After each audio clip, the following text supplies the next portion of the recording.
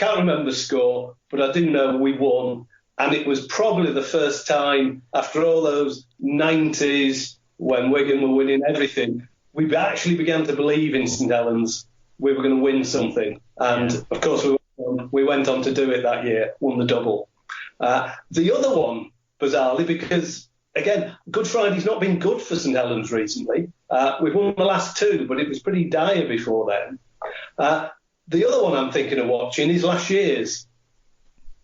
To contradict you, it was brilliant sunshine. Yeah, good point. Just felt like it was raining. Yeah, Wigan were, to put it bluntly, awful. Yeah.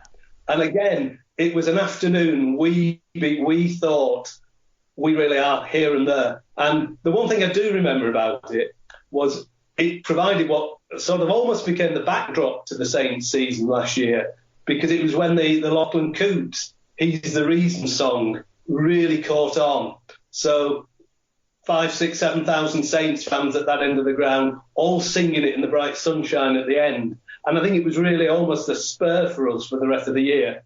So it's going to be one of those two I'm going to watch. Yeah, that one last year was a real emphasis in the gap between the two sides at that time. I think it probably drove Wigan to do some of the recruitment moves that they did ahead of this year, and some of the changes that we've made, and to get some props that could carry the ball as effectively as be defensive like blocks as we'd kind of lived with for the last 7 years. I agree. Saints were absolutely phenomenal that day. I've actually already started rewatching some, so I rewatched 2010, which was the last one at Knowsley Road, the Feka Paliacina barge over try. I rewatched 2014, which was the Sean O'Loughlin pass to Dan Sargentson, the big cut-out pass for that try. That was the 2014 one at Langtree Park, I think, because it will have been then. And 2016, which I think must have been then, that means 2016 would have been the Don Manfredi one, where he basically couldn't be tackled by anyone in that game and dominated that game for large parts. Set a record for Super League pod era of tackle busting a match. Oddly enough, I'm struggling with recollection as well.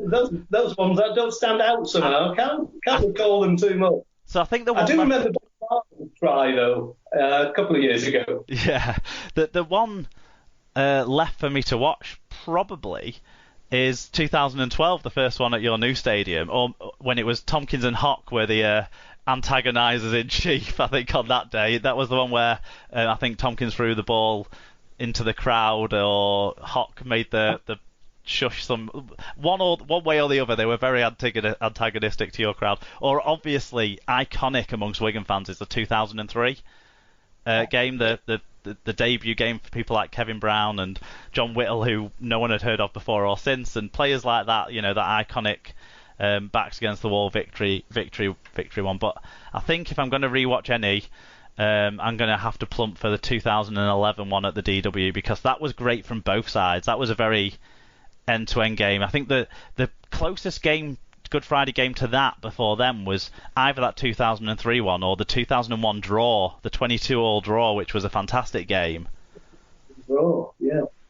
Yeah. God, there's been so many. We're so lucky to have had such great sides to watch, to be fair, Mike. Again, you make the point. I mean, Wigan players as they do, and I'd add Burgess into there, who was always good at winding us up once he'd scored a try. Didn't lead to any crowd trouble. We may have disliked them intensely. Mr. Tompkins will always be rat boy in St Helens, but actually we can laugh about it and move on. And what I think is most disappointing about this Good Friday, you've actually seen stepped up a gear this year. We, I think, would have just been getting over the World Club Challenge, and I really think it would have been a good game on Friday. It would have been a fantastic barometer for where the two sides were at, wouldn't it? I agree. You're making me feel sad now. It'd be kind of like, in a way, that from Wigan's perspective, it would have. I was anticipating it in the same way I was the 2010 one, when both teams went into that in great form. Saints were on an unbeaten run, but Wigan finally looked like a team that could properly compete again. And so it always felt like the winner of that game probably would go on to win something that season, and that's what happened for Wigan. Just like you say, there was the game a couple of years ago where that was like Saints have now got it all together. Last year, like this team will win it this year. We won't mess it up. We've got it all together. That was our we've got it back moment, wasn't it? So this year could have been that for Wigan too, but we'll never know. No, let's just hope at some point we get it back. Do you think we might get a derby in a final over the next, well, if any finals are played this year or in 2021? Because I think we're building back up to that, aren't we? We haven't had one since that infamous Ben Flower one, have we? Which obviously was disappointing for everyone because what he did was totally unacceptable and it ruined the spectacle to a large degree. Even though Saints fans got the celebration at the end of it, we haven't really had one, have we? Like where both teams were at it for a while. I've got to agree with you. The Ben Flower incident didn't actually spoil it for the Saints fans. It does actually lead me to, you've twigged my memory now, I must mention, of course, one other great halfback, scrum half that St Helens had, and that's Mark Flanagan, because of course he played half that night. And as apparently often says, he's got a Super League winners medal for playing scrum half. I get the feeling everyone that played for Saints that day claims to have played in the halves, no matter where they were named on the team sheet. I'm pretty sure Jordan Turner was at halfback, John Wilkie was at halfback, Paul Wellens was at halfback. I don't know, everyone was at halfback, I think, in that game. Centre Wilkin didn't even play, and he was at halfback. I think we know Louis McCarthy was at centre, and of course he then had the famous swearing incident on Sky, so he built his reputation that night. Yeah, some fantastic games over the years. Thanks for reminiscing about them and also letting us know more about the Offload and the community foundations. It's been great having you on, Mike, and we'll hopefully speak to you again in the future. Yeah, that's fine. Thanks for the opportunity.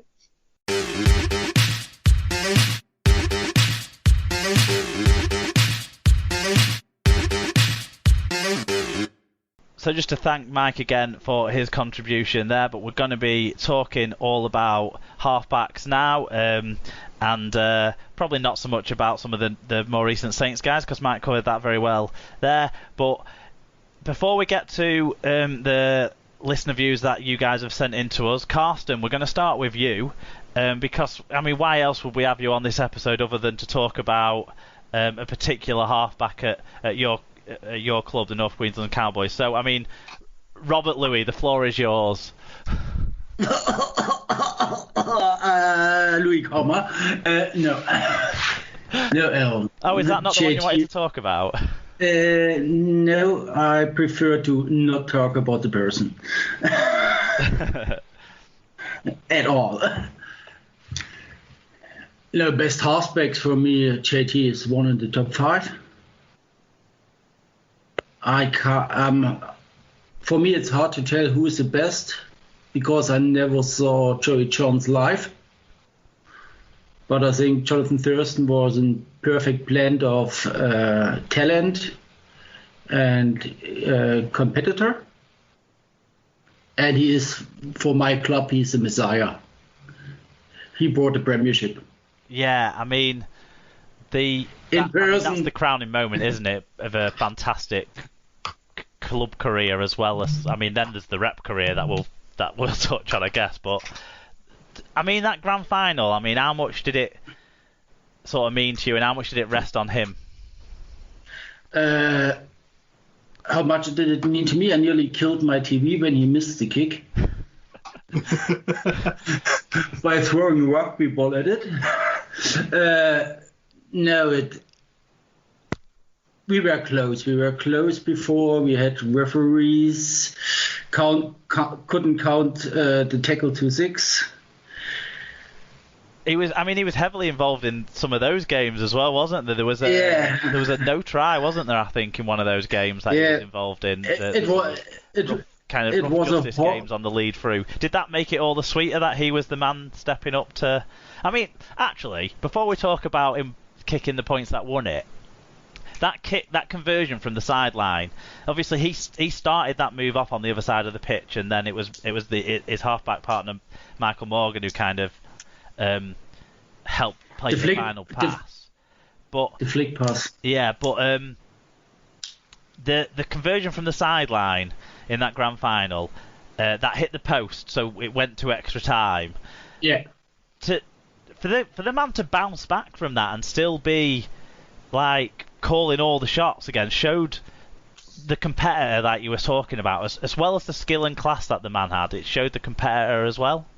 Yeah, for me he was a leader on the field, not just in this situation. And in the years before, he was the first in the kick charge. He was always pushing the team. We always say he was carrying the team, but he was really carrying the whole team on his shoulders for big parts of the 10 years I followed the club before that game. And for him to... Well, I guess. He showed his class at the next level up, didn't he, at the Origin level, loads and loads of times. Yes, that was the hard thing, that he missed the goal.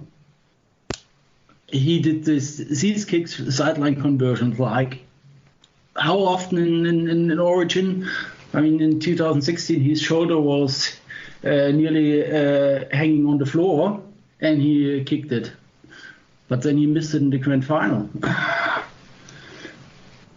The thing about Thurston as well, Tim, I don't know if you want to jump in on Thurston too, is his ability was so all around. He could play on both sides of the pitch. He could play as first or second receiver.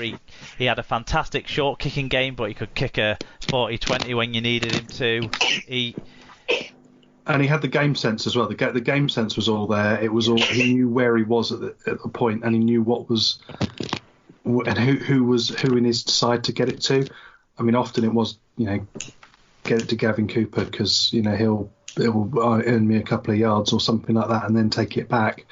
But he had that shoulder runner, and he had that kind of ability to not only pick out a pass, but also the kicking game that's just par excellence. That you could just put it, you could give him a 2 meter square and say, I want it there, and it would land there exactly however you wanted it to arrive.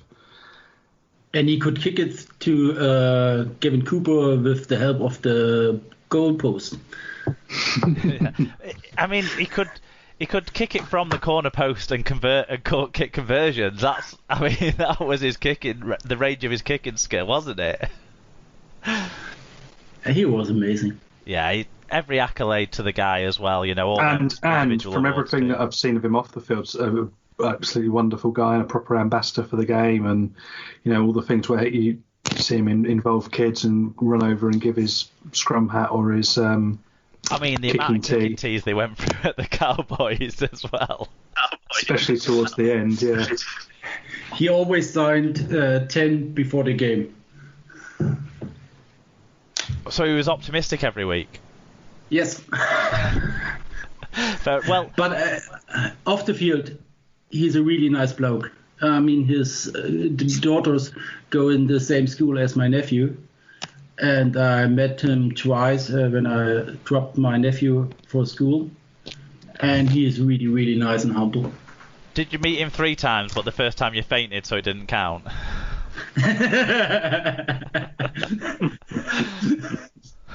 No. Right, well, we'll get into the ones we've had in from the from you guys, the listeners, then, because this kind of links into some of the people we've just been talking about, I suppose. Lee Whitnall we'll start with. He said, never saw it with my own eyes, but the best halfback to ever play for my club, which is Warrington Wolves, of course, and arguably the best halfback ever was Andrew Johns. Almost as briefly, at the start of the 2016 season, Chris Sandow was the best halfback I've seen in a wire shirt. His performance versus Cass at home and the drop goal away at Salford were my highlights. Best halfback combination of all time for me was Thurston and Cronk, both incredible individuals that were unbeatable for the state and country. And of those two, Thurston is my favourite player of all time. Yeah, Lee met Jonathan Thurston when he was doing his tour of the UK recently, and Lee did go weak at the knees. That's for certain on that occasion. I mean, anything to add in on any of those other guys? Carsten, you mentioned Joey Johnson.